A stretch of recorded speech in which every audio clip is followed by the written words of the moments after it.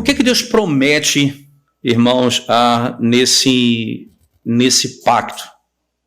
Ele promete vida, certo? Por isso é chamado pacto da vida, o pacto de vida. Então, que vida é prometida aqui? E aí vem uma discussão sem fim, né? Discussão sem fim. É claro, sem fim para alguns, para mim ela já terminou, entendeu? Assim, eu já tenho muita convicção do que eu vou dizer, mas há um grupo, existe divisão. Por exemplo, existem aqueles que acreditam que a vida que Abraão iria conquistar, caso ele obedecesse, não seria vida eterna, certo? Somente Cristo pode dar vida eterna. Então Adão não poderia me conceder vida eterna. Então existe a divisão dentro do próprio puritanismo. Você vai encontrar isso, né?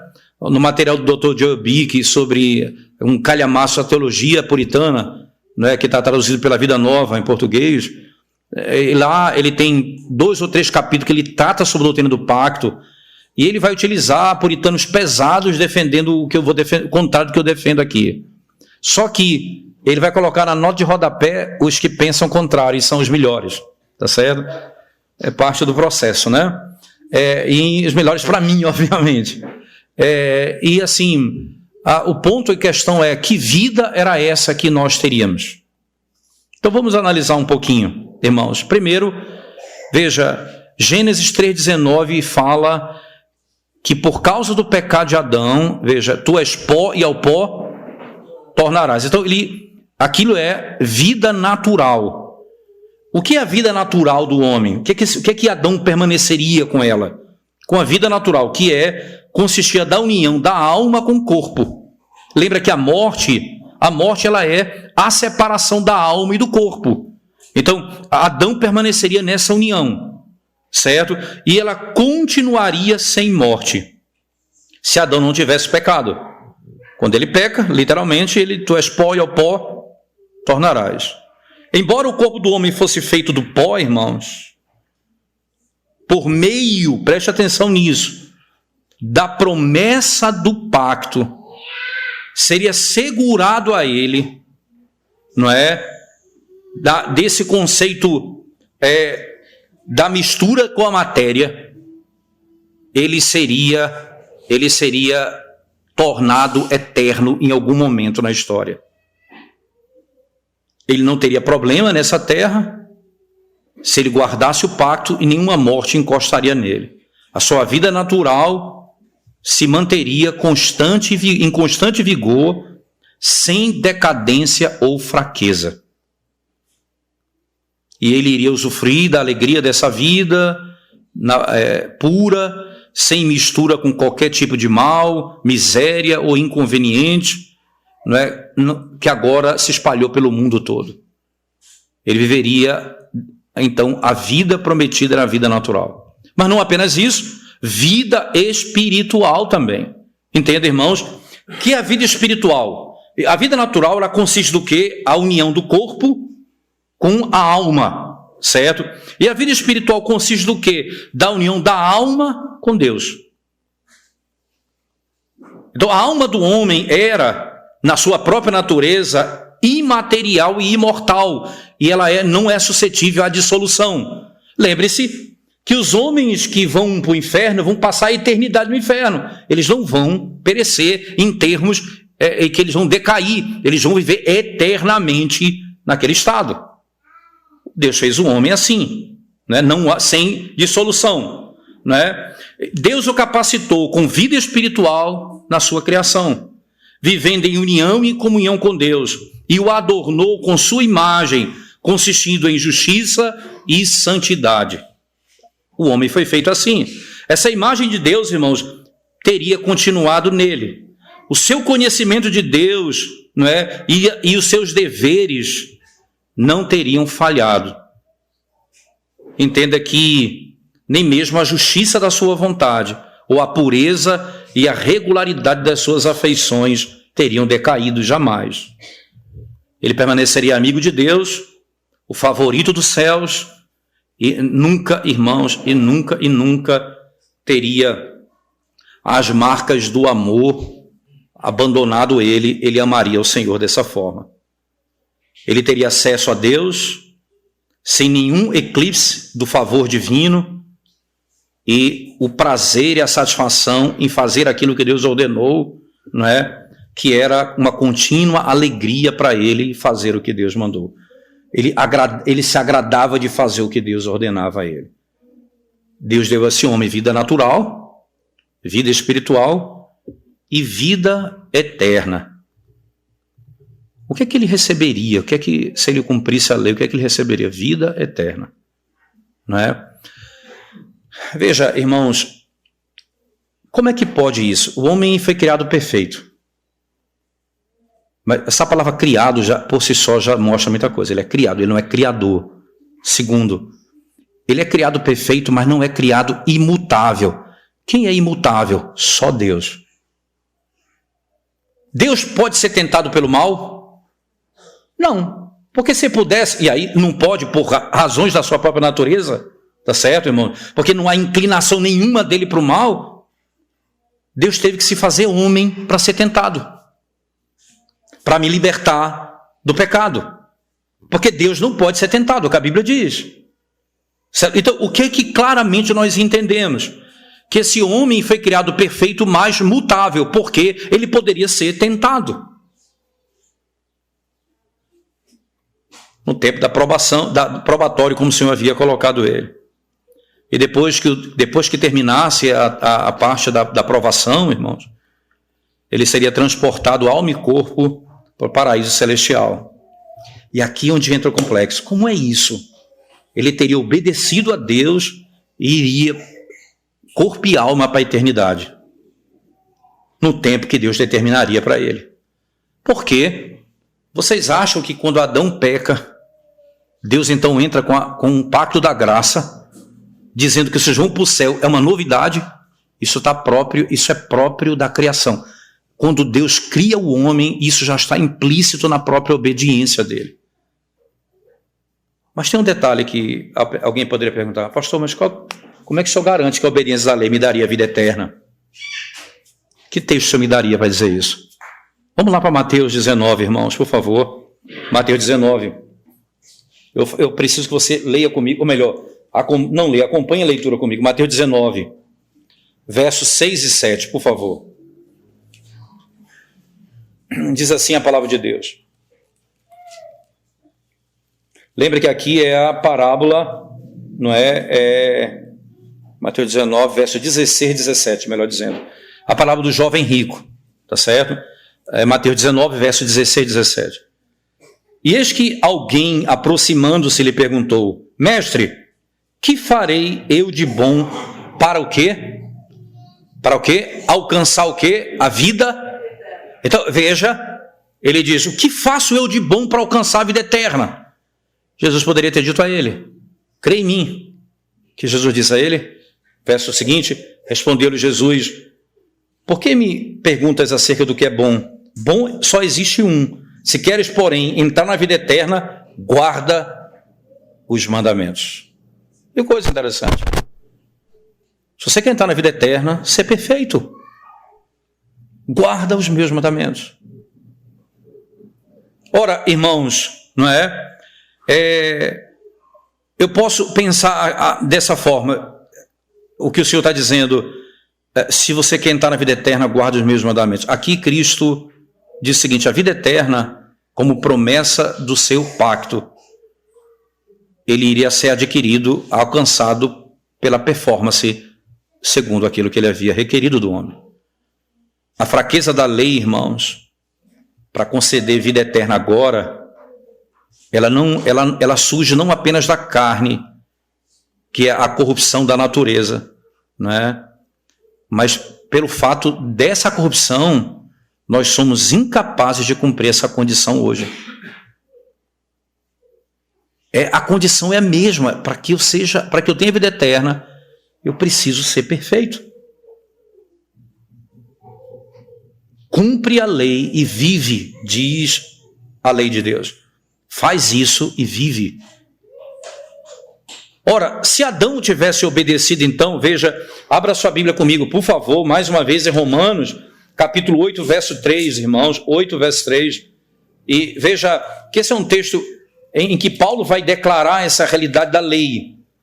Nesse sentido, veja comigo, Romanos capítulo 8, versículo 3, diz assim a palavra do nosso Deus. Deixa eu ler a partir do verso 1. Agora, pois, já nenhuma condenação há para os que estão em Cristo Jesus. Veja, não há mais condenação para aqueles que estão em Cristo. Condenação todos nós estamos debaixo da condenação do pecado. Maldito todo homem. Se estamos em Cristo, não estamos mais debaixo da condenação. Agora veja o verso 2. Por que nós não estamos mais debaixo da condenação, irmãos?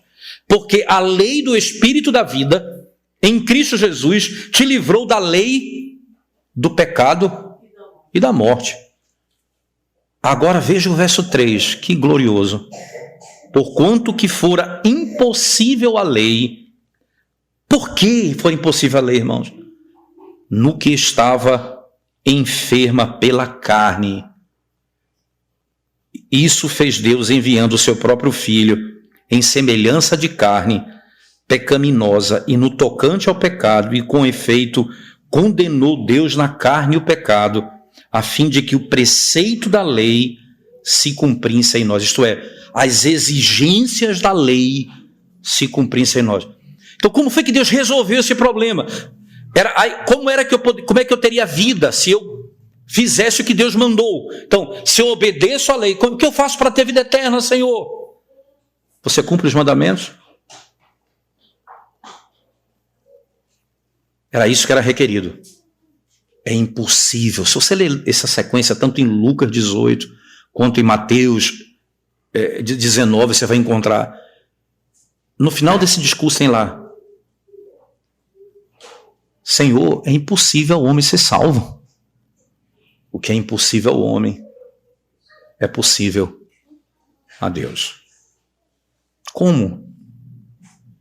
Não mudando a exigência, mas enviando um perfeito substituto. O grande ponto aqui, então, que nós temos em mãos, irmãos, é que o Senhor, pela obediência da lei, nos daria a vida eterna. O que eu faço para alcançar a vida eterna? Obedece à lei. Agora é impossível a mim, por causa da carne. Não por causa da lei, mas por causa da carne. Ela está enferma por causa da minha fraqueza e incapacidade de me salvar. É impossível mesmo, não é? É impossível. Você vai perceber que essa vida eterna que Cristo adquiriu pelo seu povo, irmãos, ele adquiriu como? Debaixo da lei. Vamos abrir a Bíblia de novo, ainda em Romanos 8, por favor, versos 3 e 4 acabamos de ler, não foi? Acabamos de ler 3 e 4. A fim de que o preceito da lei se cumprisse em nós, que não andamos segundo a carne, mas segundo o Espírito. Então, Deus enviou o seu Filho na forma de carne, na natureza humana, para que pudesse cumprir todas as exigências da lei e fosse imputado a nós os preceitos da lei. E nós somos tratados como alguém que cumpriu a lei em Cristo, quando cremos nele. Agora, Gálatas, no capítulo 4, verso 4 e 5. Preste atenção, irmãos. Gálatas 4, verso 4 e 5. O texto diz assim: vindo, porém, à plenitude do tempo, Deus enviou o seu Filho, nascido de mulher, nascido sob a lei. Verso 4. Vindo, porém, à plenitude do tempo. Desculpa, é o 3 e o 4, é o 3 anteriormente. Assim também nós, quando éramos menores, estávamos servilmente sujeitos aos rudimentos do mundo. Vindo, porém, à plenitude do tempo, Deus enviou seu Filho, nascido de mulher, nascido sob a lei. Ora, irmãos, então nós receberíamos de Adão a vida natural, a vida espiritual, permaneceria se ele obedecesse, e a vida eterna, porque ele guardaria a lei plenamente. Além do que, irmãos, a morte eterna foi uma ameaça. E aqui Thomas Boston diz assim: a bondade de Deus não propõe punição maior do que a recompensa. Deus, na sua sabedoria, não propõe punição maior do que a recompensa. Se a punição era a morte eterna, por que a recompensa seria menor? Por que seria menor? E aí, o argumento final. Se não fosse assim, o homem não tinha nada para esperar além do que ele já tinha quando criado e estabelecido no paraíso. O que mais ele aguardaria? Que expectativa tinha ele, além dessa? E a penalidade da quebra da lei era morte natural, consistindo nisso, o homem volta ao pó, porque foi de lá que ele veio, ele vai de lá, e para lá ele vai voltar. Efésios 2:1 vai dizer, todos nós estávamos mortos nos nossos delitos e pecados, né? Consiste, irmãos, também na separação do corpo da alma, que é natural, e também uma morte espiritual, que é a separação da alma de Deus, né? Porque todos nós estamos mortos nos nossos pecados, e a morte eterna, a separação tanto do corpo e da alma de Deus para sempre no inferno. O salário do pecado é a morte. É a morte. Né? E aí você vai perceber que é isso que era a ameaça. A ameaça era uma coisa e a promessa era outra. Não me parece muito lógico esse tipo de argumento. Logo, podemos dizer que em Adão tudo isso nós conseguiríamos. Né? No momento que ele peca, irmãos, né, como foi que a ameaça foi realizada? Né? Adão viveu muito tempo depois da sua transgressão. Né? Como é que foi manifestada a ira de Deus no momento do seu pecado? Ele pecou e morreu espiritualmente imediatamente. A sua alma, ela começou a ser corrompida quanto à imagem de Deus, não mais refletindo aquilo como foi criado. Na criação de Deus, ele já começa a mostrar, pós-queda, uma mudança nesse princípio. O seu entendimento torna-se trevas, sua vontade, rebelião. Suas afeições impuras e irregulares. Ele perdeu o favor do seu Criador, né? E foi exposto à ira de Deus, como a marca daqueles que estão livres no campo e o arco do Senhor estendido para todos aqueles que se opõem à sua vontade. Era uma morte espiritual. Isso foi infligido a ele imediatamente depois da sua tola transgressão. E é evidente isso, irmãos, diante dos problemas de consciência que ele passa a ter. Né? Ele vai tentar se esconder de Deus no meio das árvores. Claro, não é? Isso poderia ter terminado em morte eterna no inferno, se o mediador não fosse providenciado imediatamente.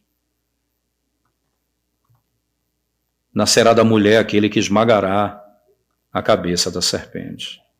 Né? E esse que foi providenciado, quando ele foi providenciado, quando ele foi prometido, ele encontrou o homem amarrado com essas cordas da morte, como um malfeitor é amarrado para a execução. Quando essa promessa foi feita, estava o homem preso pelas cordas da morte, por causa do seu pecado. E quanto à sua vida natural, o dia que ele pecou, ele recebeu as feridas da morte, né, pelas quais ele veio morrer na sequência. A morte começou a fazer parte da sua natureza. E ele se tornou então mortal. E o seu corpo suscetível a doenças, a enfermidades, às dores. A morte chegaria. A coroa da imortalidade, irmãos, que ele tinha, se ele se mantivesse fiel ao seu Criador, por virtude do pacto feito com ele, caiu da sua cabeça. E ele se tornou sujeito ao rei dos terrores. Ele tornou suscetível a todas as cordas pelas quais a morte poderia amarrá-lo como prisioneiro.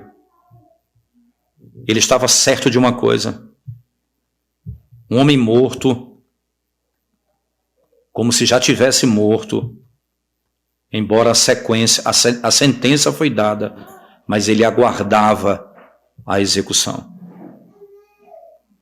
Por causa da sua posteridade, irmãos, que estava sobre o seu lombo, sobre a sua história, sobre ele carregava não apenas a sua história, mas da posteridade que ele representava. E porque um outro pacto que foi manifestado na eternidade estava agora para ser manifestado. E nesse outro pacto, a vida e a felicidade, que foi rejeitada pelo primeiro pacto, pela quebra de Adão, seria recuperada e com muito mais vantagem por aquele que foi prometido. E como isso aconteceu, irmãos? Como é que isso foi manifestado ali diretamente? Eu tenho 2 árvores lá. Eu tenho muitas árvores, mas tem 2 especificamente: a árvore da vida e a árvore do conhecimento do bem e do mal. Não é? Nós já falamos um pouco sobre isso, mas só apenas fixando que essa árvore, o fruto dela não tinha algo mágico nela, mas era a obediência ou a desobediência que estava em jogo ali. E lembre-se que aquele que tenta a Eva, irmãos, não é, a comer do fruto da árvore, disse que vocês serão como deuses. Lembre-se que Satanás era mentiroso desde o começo, como João vai dizer. Mas foi chamado assim, veja, porque por sua experiência vivida, não é? Anteriormente, Satanás caiu da presença de Deus, tentando ser Deus. E é por isso que ele recebe esse nome. Não é? Aquele que é o tentador, aquele que é o adversário. E ele agora cai e tenta levar toda a humanidade com ele. E aí ele diz assim: cuidado. Cuidado com o conhecimento experimental do mal, do bem e do mal. Cuidado. Eles sabiam tudo sobre o que era bom. Tudo que Deus fez era bom. A árvore que foi colocada diante dele era um alerta para que eles não buscassem conhecimento vindo do mal. Como uma rocha perigosa, irmãos, poderia destruí-los em pedaços. Se eles buscassem conhecimento não daquele que é bom, mas do mal. O que vai acontecer? Eles quebram a aliança do Senhor e a alegria e a felicidade que eles tinham, eles perdem. E a ameaça agora é dada a todos aqueles que eles representavam. Outro aspecto importante, que na tentação, essa árvore, ela não era, e aqui é importante só frisar isso, irmãos, essa árvore, ela não representava que Deus não quisesse que eles conhecessem o bem e o mal, mas que Deus não iria levá-los a esse conhecimento por meio de provar o mal.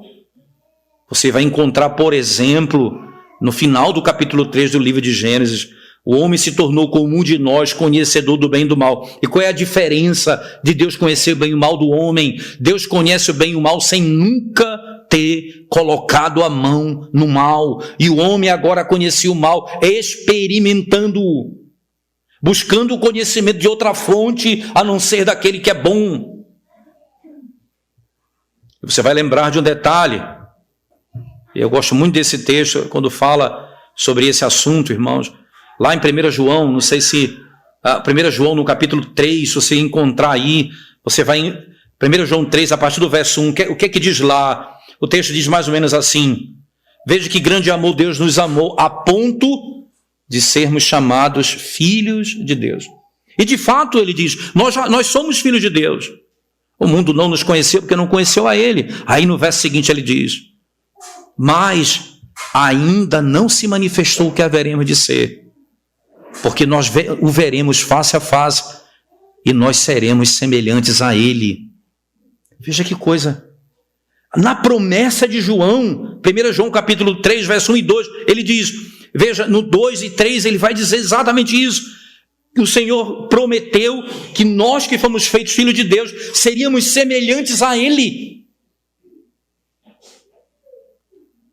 Satanás ele pegou a promessa de Deus e transtornou. Vocês vão ser iguais a Deus. Só que Deus é puro, Deus é justo e Deus é amor. E nós precisávamos ser como Ele é, nos seus atributos. Não ser Deus no sentido de ter autonomia, de ser guiado por nosso próprio pensamento, de criar nossa própria lei. Nós devemos nos sujeitar a Ele.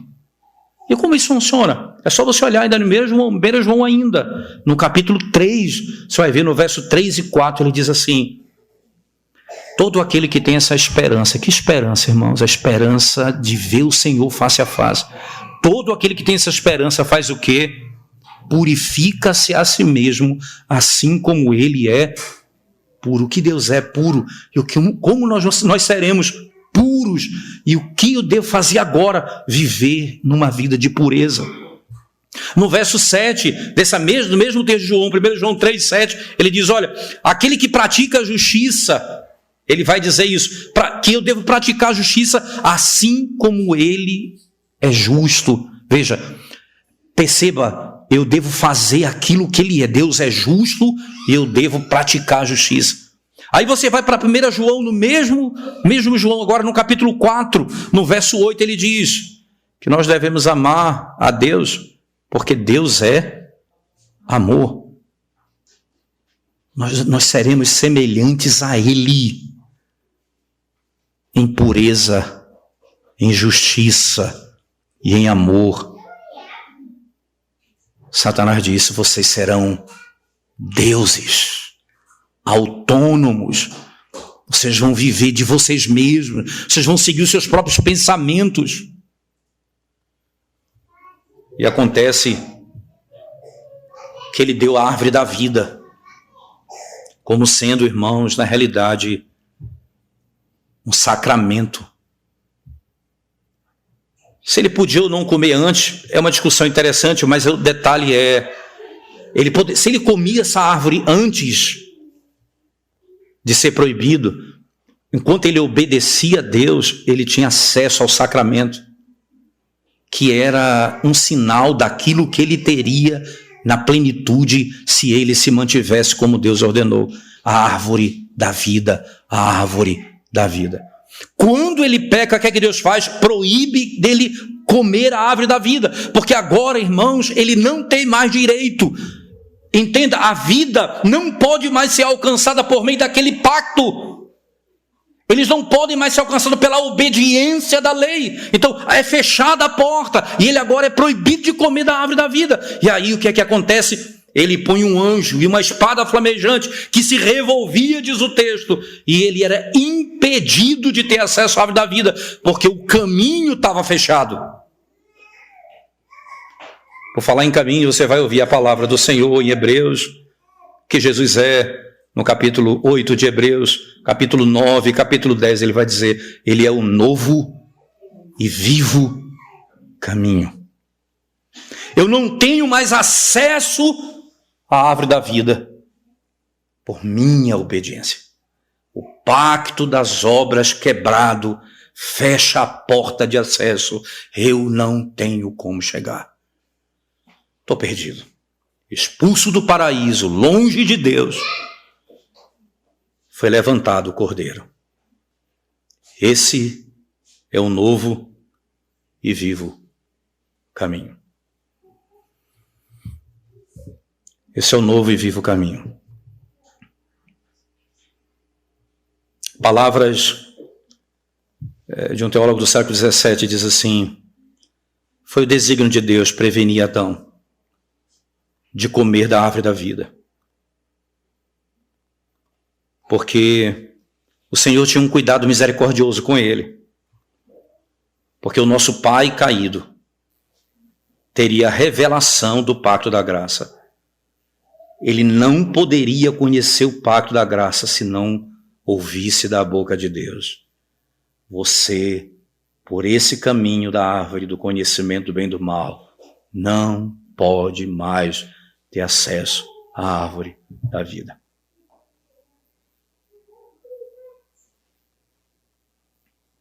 Ainda mais, irmãos, né? Ele diz assim: de acordo com a natureza e a inclinação corrupta do homem depois da queda, ele sempre deseja voltar para os escombros do pacto das obras, para ter vida e salvação. Eles querem, de todo jeito, participar da árvore da vida, mas eles querem participar rejeitando o pacto da graça. Eles querem ter vida por meio da sua obediência. Eles querem ter vida por meio da sua integridade. Eles querem ter vida por sua justiça própria. O homem insiste em querer voltar para o paraíso pelo caminho que foi fechado.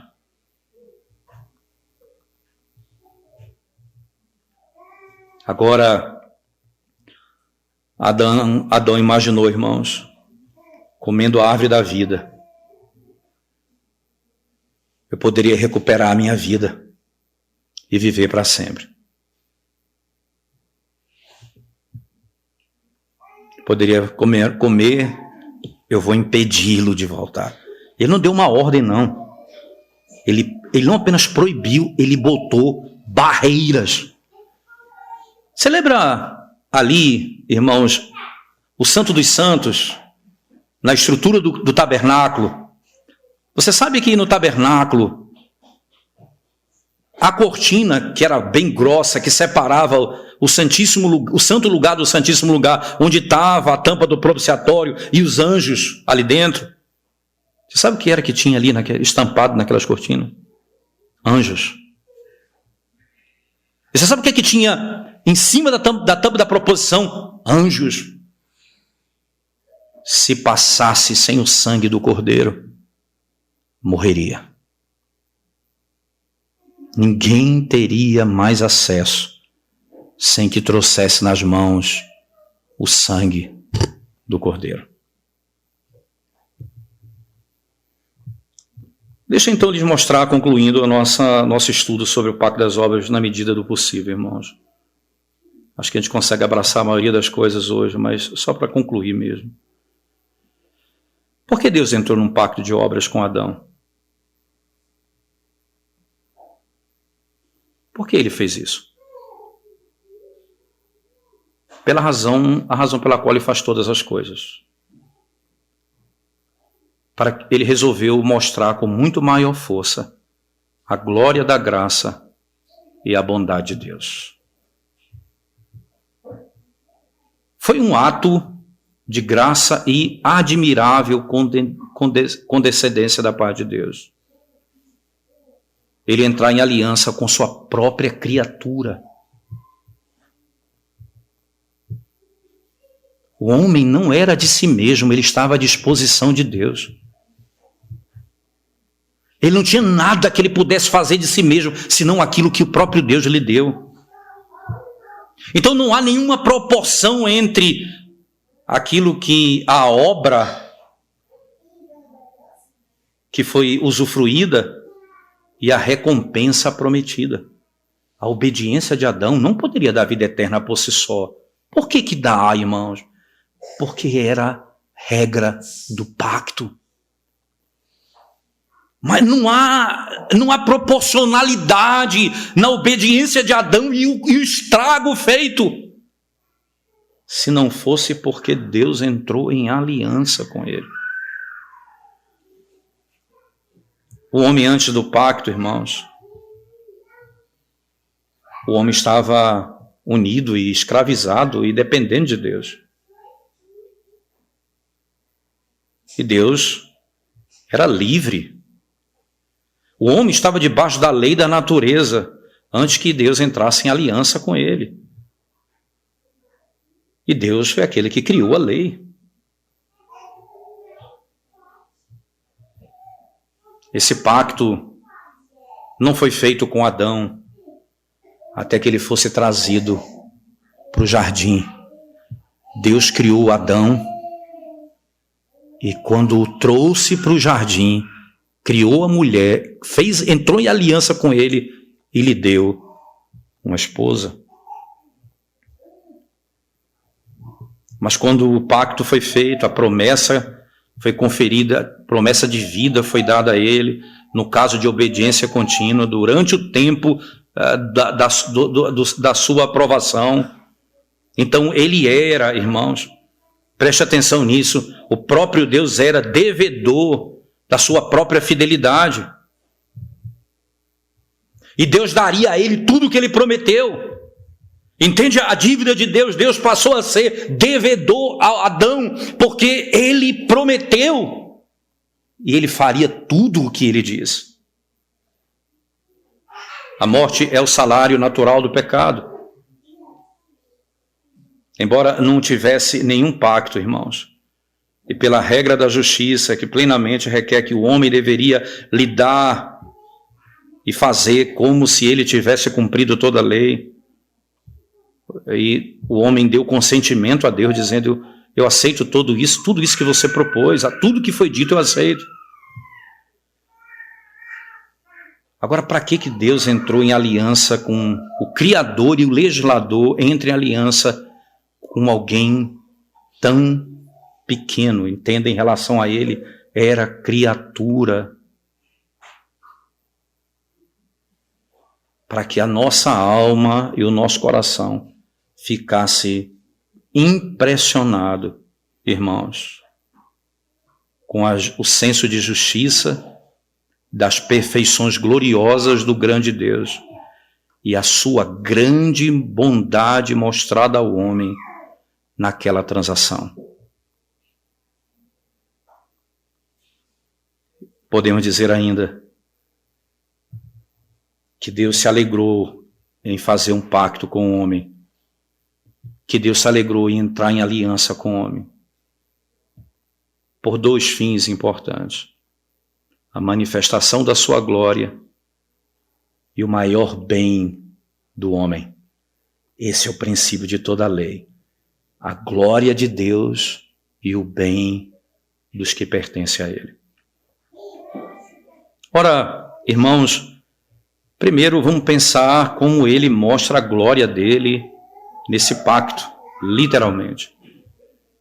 Como é que isso pode acontecer, irmãos? Como pode acontecer?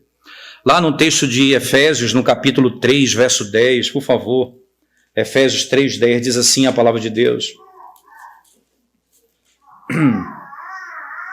para que pela igreja a multiforme sabedoria de Deus se torne conhecida agora dos principados e potestades nos lugares celestiais. Perceba, a maneira de Deus, a multiforme sabedoria de Deus, que é lidar, irmãos, com os métodos que asseguram a obediência do homem.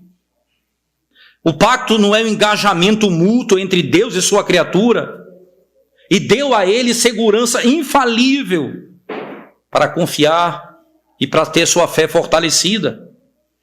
Então, ele sabia que era o vínculo mais leve para que ele adquirisse felicidade. A sabedoria de Deus mostra claramente e brilha claramente, irmãos, na maneira como Deus lida com a natureza da criatura racional. O homem vai consentir com Deus. Deus não impõe, no sentido de dizer, independente da sua vontade, o homem, ele cria o homem racional e ele entra em aliança com ele e se adequa a isso. Ele mostra a sua glória em se adequar a essa realidade. Com o próprio consentimento do homem, irmãos, a obrigação é maior ainda. Ele mais fortemente deve obedecer. Adão era o servo de Deus pela condição da sua natureza e por sua própria escolha, aceitando o pacto de que ele não poderia retroceder sem a culpa e a infâmia de ter cometido o que cometeu. Os termos do pacto eram tais, irmãos, que as partes concordaram com ele. Deus e o homem entraram em aliança. Deus e o homem. Como Deus mostra a sua moderação nisso? Embora ele seja um monarca soberano, poder absoluto sobre todas as criaturas, ele entra em aliança de maneira adequada com o próprio homem. Segundo ainda, podemos dizer ainda, irmãos, para o louvor da glória da sua graça, ele condescende livremente com o homem, em prometer a ele, com base na obediência dele, em conceder a ele aquilo que ele promete. Mas ainda, para mostrar a sua bondade ainda maior. Porque Deus não criou homem ou anjos porque ele precisava dos homens ou dos anjos,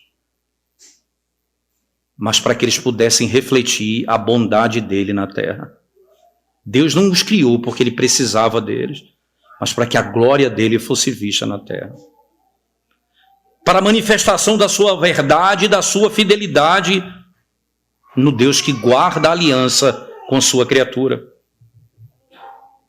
e que foi descoberta por ele mesmo, e ele cumpre aquilo que ele prometeu. Para que ele pudesse também ser mais claramente, irmãos, justificado das injúrias feitas por ele por causa da desobediência da sua criatura. Quanta condescendência e bondade havia da parte de Deus, e quanta ingratidão tão grande da parte do homem para com seu Criador.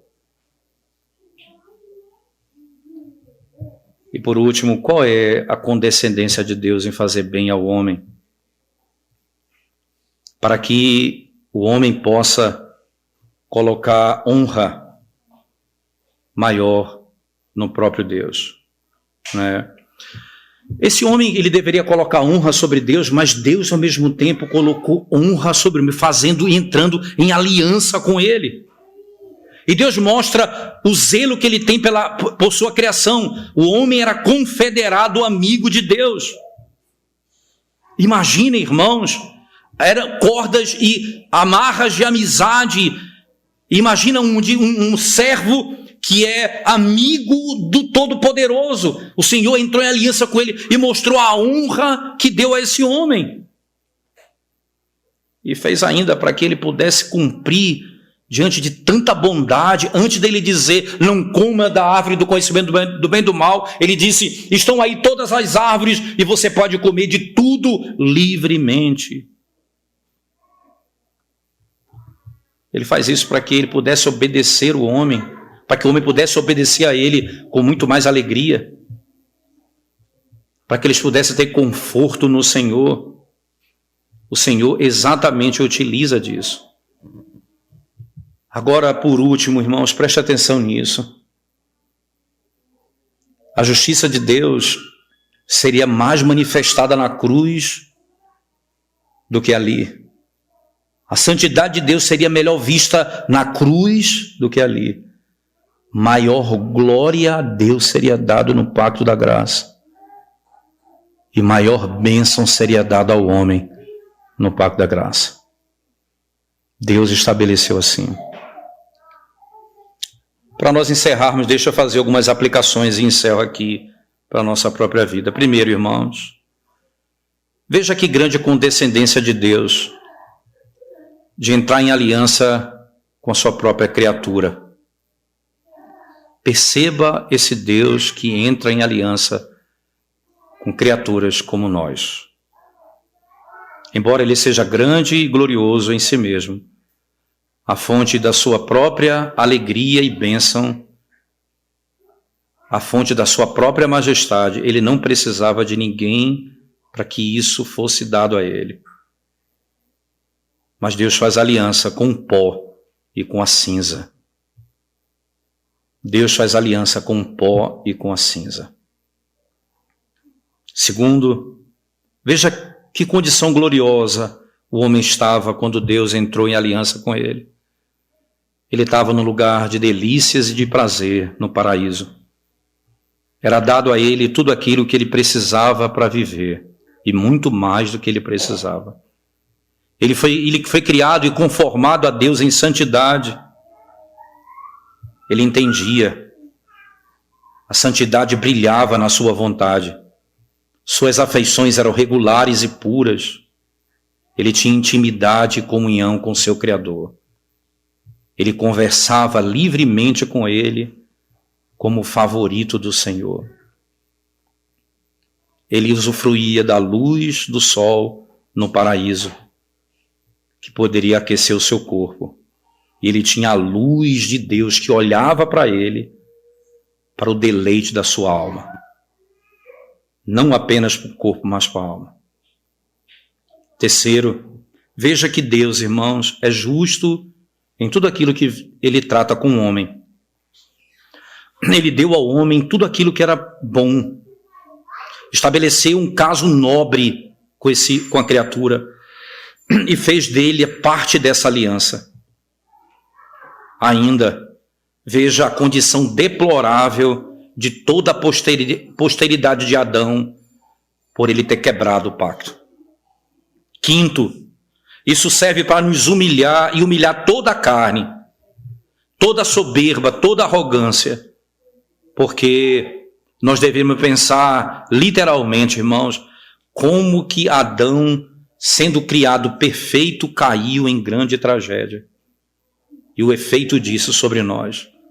Nós perdemos todo o bem e todo o direito, até mesmo a comida que nós vamos usufruir daqui a pouco. Nós somos orientados pelo Senhor a orar: o pão nosso de cada dia dá-nos hoje, porque até o direito, aquilo que nos foi dado livremente no jardim, nós lançamos fora para seguir a nossa própria vontade. Eu não tenho mais direito a isso, senão pelo pacto da graça. Pai, concede-me o pão de cada dia, é somente nele que eu tenho. E veja assim, irmãos, a riqueza da glória e da majestade de Deus, e conceder salvação a homens caídos. A salvação pelo primeiro pacto é impossível. A penalidade é intolerável, porque não admite arrependimento. Não aceita nenhum tipo de esforço para entrar no céu. Ele diz: o homem pecador é um malfeitor nas mãos da lei, e a lei não tem misericórdia. Nunca ninguém poderá dizer: eu sou inocente diante de Deus. Você pode ter a certeza, irmãos, imagina a miséria que se encontra todos os homens que estão fora de Cristo. Você imagina a miséria de todos os homens fora de Cristo. E esse é um momento primordial para nós entendermos isso. E é o grande ponto para o nosso estudo começarmos hoje no Pacto da Graça. Que miséria nos encontramos fora de Cristo. Toda a miséria dessa vida e da eternidade, porque em Adão nós transgredimos a lei do Senhor. Hoje, se Deus permitir, na reunião da noite, nós vamos começar falando do Pacto da Graça, e ali no texto do Salmo de número 89, como já citado, versos de 1 a 3, nós vamos falar do Pacto da Graça baseado nesse texto, a partir de hoje à noite e também amanhã de manhã, se Deus permitir. Vamos orar ao Senhor mais uma vez. Obrigado, Senhor, pelo privilégio de podermos ouvir a Tua palavra e sermos impactados por ela, no sentido de que a nossa vida, Senhor Deus, sem a graça, ela está completamente destruída. Sem a graça do Evangelho em Cristo Jesus. Ó Deus, ajuda-nos a amarmos ao Senhor ainda mais, a glorificarmos ao Senhor ainda mais e a termos deleite no Senhor ainda mais, porque o mesmo Deus que nos puniu é o Deus que nos sara, o que nos fere, o que nos cura, o que nos condenou com a morte por causa dos nossos pecados, é o que nos agracia com a vida, por causa de Cristo Jesus, nosso Senhor. Abençoa-nos ainda nesse dia e dá-nos a tua graça. Em nome de Jesus nós oramos. Amém, Senhor Deus.